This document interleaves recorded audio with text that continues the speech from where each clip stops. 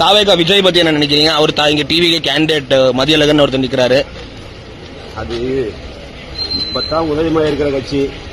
அதை பத்தி கருத்து சொல்றதுக்கு ஒன்னே தானே என்ன வெளியிலே வரல. அவர் மாதிரிதான் இருக்கிறாங்க வேட்பாளர்களும். தானா என்ன பிரச்சாரத்தை என்ன பார்க்கவே இல்லை. ஆனா கூட்ட நெரிசல் நடந்ததுக்கு அப்புறம் அதிமுக வந்து ரொம்ப சாஃப்டா விளையாட்டு இருந்தீங்க. ஆனா இப்போ கொஞ்சம் விஜய் நேத்து கூட இபிஎஸ் ஏதோ சொல்லியிருக்காரு போல விஜய் பத்தி. இது வந்து அவரு உங்க பக்கம் சேராதனால நீங்க வந்து இது பண்றீங்களா? இந்த ஸ்டாண்ட் மாத்தினது எங்க பக்கம் சேராதனால இல்ல, இதெல்லாம் ஒண்ணும் கிடையாது.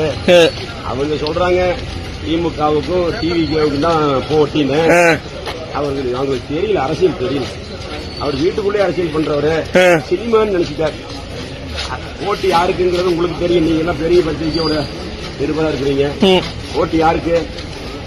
திமுகவுக்கும் அண்ணா திமுகவுக்கும் தான். இன்னொரு போட்டி இருக்குது.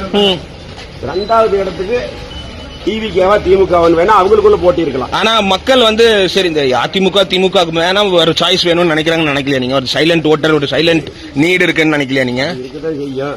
அது ஜெயிக்கிற ஓட்டா இருக்குமா சொல்லுங்க. அது இருக்கு. சினிமாவில் வந்து 50 பேர்த்த அடிக்கிற மாதிரி ஒரு சீன் வருது.